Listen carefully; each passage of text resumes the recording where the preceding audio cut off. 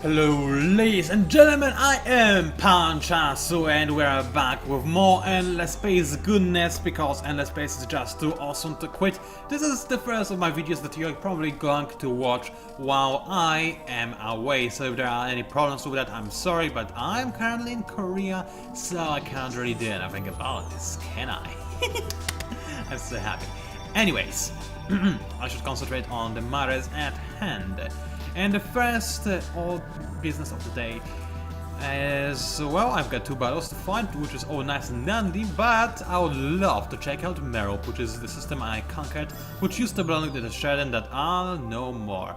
And it is going to be a rubbish system. They barely did anything. They did make some defense structures. I guess that's because I was trying to... yeah. That's because I was trying to conquer the system and I succeeded, so I would say that those things didn't do their very good job, and I don't really think that this system needs any extra protection since I could care less about it. So there we go, I actually got some dust from destroying those improvements, which is nice indeed, and I won't have to pay for them anymore. Now, first of all, this planet does not need a temporal finance because I'm about to colonize a new lava on the system, which will be this one. As you may recall, I currently have the lava colonization technology, which is going to be invaluable for me. After I do that, however, yes, by all means, I will need alien grafting, and holy toly, those guys barely make any production, but this will change in time. Right now, I'm barely the owner of this place. Soon enough, it will be way better. Of course, I could use dust speed to speed the process up, but honestly, do I care? The answer is no, I don't. Okay, so since the music is out, I guess I might as well play a battle. Now, first of all, let's have a battle against... neither of those two battles are particularly interesting. I mean, the fight against the pirates is nothing all that incredible. So what I'm going to do instead is, this is my fleet that I created, okay? And this fleet is going to do me rather well, because it will attack the enemy's fleet as soon as it's destroy my old fleet. Now what I'm going to do over here is quite simply retreat, and I will use defensive formation as well. If at all possible, I want the Soul Key to die. Sorry buddy, I really love you, but someone has to die for other people to live, so running away seems to be the best bet for me right now. Let's go into auto battle, because watching an escape is not that interesting. I lost a barbarian, and that's about it. My fleet is now safe and secure, and it will recover its wounds slowly but surely. Meanwhile, I do have a big fleet that is actually capable of, you know, having some revenge. So why don't we have our revenge? The enemy is still using very awkward ship designs, but this is just good enough for us because we can... that's actually not the best way of testing if our ships are good or not, but whatever. We've got some bombers, which is nice, with missiles and beams, and we've got some really tanky tanks. So there we go. Let's go into guillotine because this fleet doesn't have a lot of firepower, to be completely honest with you. And since I do not have a lot of firepower, but I do have a lot of survivability, I think I'll go for adaptive strategy. Although the enemy will most likely go for weapon overclock, so never mind that, I'll just go for sabotage instead, because it is quite nice when you want to hit people. Actually, maybe armor weak point, it might be a better idea. Let's try and armor weak point. And let's continue trying it for as long as possible, and go into manual, ladies and gentlemen. I don't know why I keep saying ladies and gentlemen, I just like the expression. I don't know who thought that it is a polite thing to say ladies and gentlemen at the start of a show. I'm very curious who started this whole notion, or when it started, to be more precise, because surely it had to be so recent, like, let's say, I don't know, 19th century, maybe 18th, something along those lines, maybe, or maybe later actually. It might be a fairly fresh expression. Ladies and gentlemen, I present to you the bulkiest guy on earth, who is going to smash somebody's face, and you know, this kind of things. Or maybe it's actually a very ancient expression that was used before Mesopotamia and whatnot. Who knows? I don't. I'm actually kinda interested now. Anyway, I'm going to continue using armor weak point, and there are quite a few ships that are going to fight. Now the problem is, I'm using bombers, the enemy is using fighters, so what is going to happen is that those fighters are actually going to devastate my bombers, because bombers, I mean, it's not like bombers are weak against fighters, but it's more like fighters are supposed to counter bombers, if you know what I mean. So, yeah, there we go, that's the face. And I want to see my bombers actually, because I haven't seen them as of yet. And that's not the best angle, is it? That's a slightly better one. It's hard to actually get a good view of my bombers, and this guy kinda missed and then flew right into the ship. That's brave for him, but honestly, how do my bombers look like? I can't even tell what this thing is. What is this shape? It's like... It's like a something. I cannot tell. It looks cool, I think, but I'm actually not too sure. Anyway, as you can quite clearly tell, my fleet is not the best fleet to fight the enemy. It barely deals any damage. Obviously, I do not have my ships. I do not have the maxed out fleet cap. I mean, ship cap. I could have more ships over here, and I could actually increase my ship cap as well, which I will need to do in the near future. But you know, it was just a stress test. I wanted to see how those bombers will do me. I don't honestly know. I guess I'll see it from over here. So let's see. Best weapon, bombers weapons. Apparently those bombers were quite effective indeed, but that's, I guess, because the enemy had no defenses against bombers. Now the thing is, I would love to know. Oh, that's interesting. That's a new feature that was added in the recent patch, wasn't it? Yeah, it was in this recent patch. It was, when was it published? Not too long ago, a few days I think. So yeah, that's kind of cool. I like this thing. It's neat and very tight and tells you exactly what you need to know. Anyway, did I lose any bombers? This is the question of the hour. I didn't lose bombers on anywhere, which is... Oh wait, no, I did lose 2 bombers, which is quite bad, because the enemy only had 2 ships filled with fighters, and they only had 2 fighter squads as well. Did they only have 2 fighter squads? Seriously? They did, and it did cost me 2 bombers. This is a very bad ratio for me right now. If I continue fighting like this, then I will be in a lot of trouble very, very quickly. I obviously do not want this to be the case, so I need to redesign my ships. Or more to the point, I don't really need to redesign my bomber carrying ships, because I do want to have bombers just for the sake of it. But I also do... what did I want to say? Memory, it's bad. What was I talking about? No, what was I talking about? Whatever. You know that my memory is one of the worst. I have some serious problems remembering things from a second ago every now and again. It's just a short-term memory that is affected. I can still quite perfectly remember things that happened when I was only 2 years old. And yeah, without having anybody tell me about these things. One day I just go like talk to my mom and I'm like, hey, remember this, and she's like, what? Even I don't remember this, and I certainly didn't tell you. So yeah, it's kind of cool. But short-term memory, it's awful when it comes to me. Anyway, yeah, I should check it again. I didn't even check actually what cards the pirates, almost the barbarians, but pirates went for. Doesn't really matter. I lost ship last time. I can deal with this. Those are just pirates, whatever. I lost 1 ship again, and the enemy, they went for nothing actually. That's kind of awkward, but whatever. I think I'll continue besieging the system. I mean, why not? And actually, now that I have so many invasion ships, where are they? They're here. I could send them to Gatria or Equinus. Where do I want to send them though? What system do I care about more? Equus is very important because it does give me access to Hexaferum once I conquer it, which is very important. I mean, this system is not the best by any stretch of the imagination, especially since it's half depleted. But Hexaferum, more tonnage, better deflectors, that's quite tempting to go for first.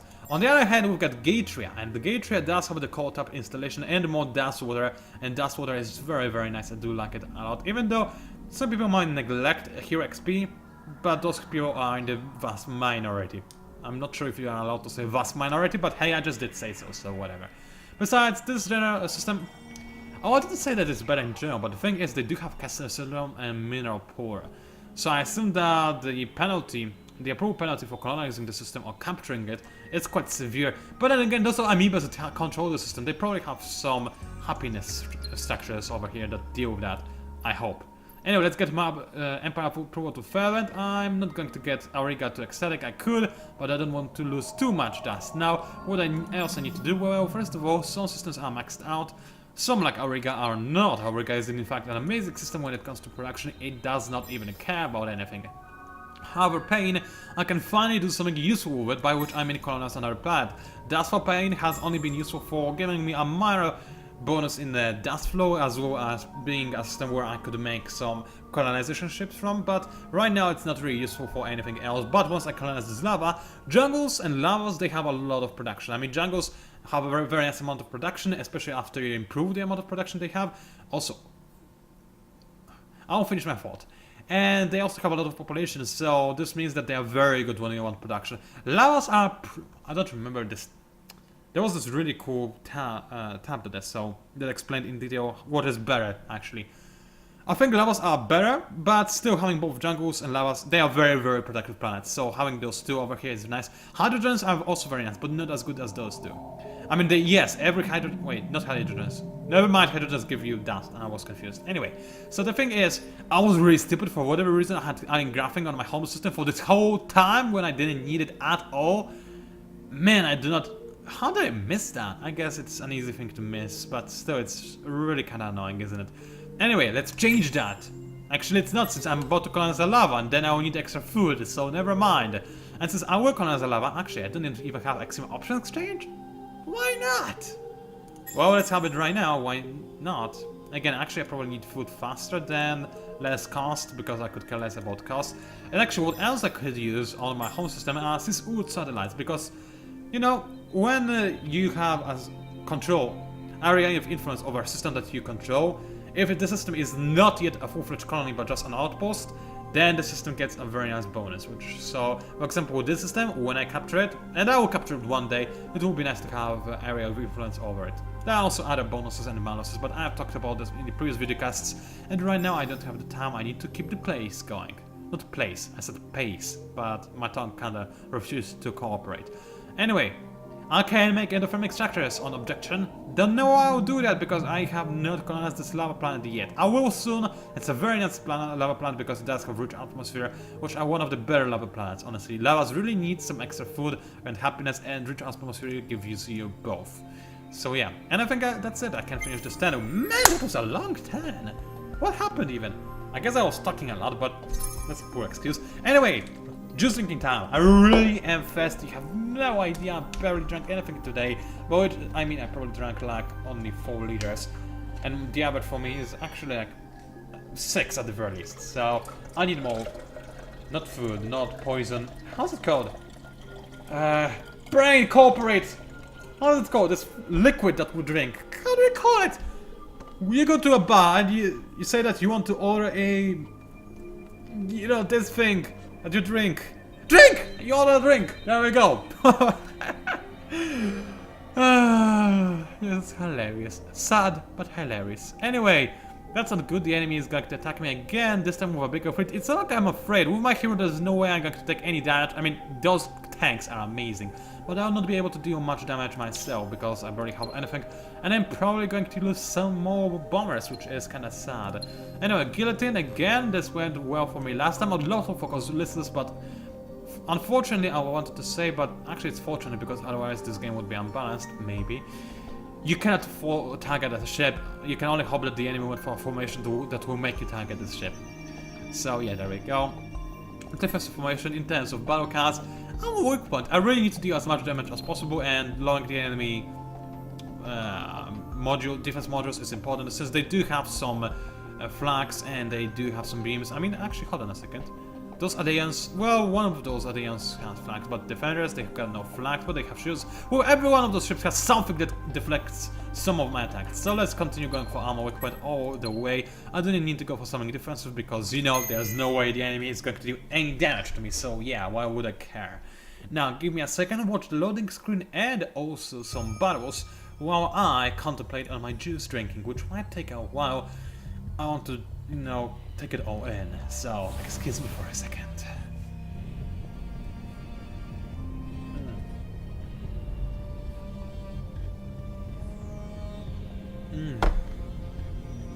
Wow. This is awesome. I'm sorry, but I love my juice. Holy. Oh. Oh. You have no idea how this feels. I'm not even drinking my juice right now, just to clarify. I can still feel the aftertaste in my mouth, and it's so delicious. I need to drink more, sorry.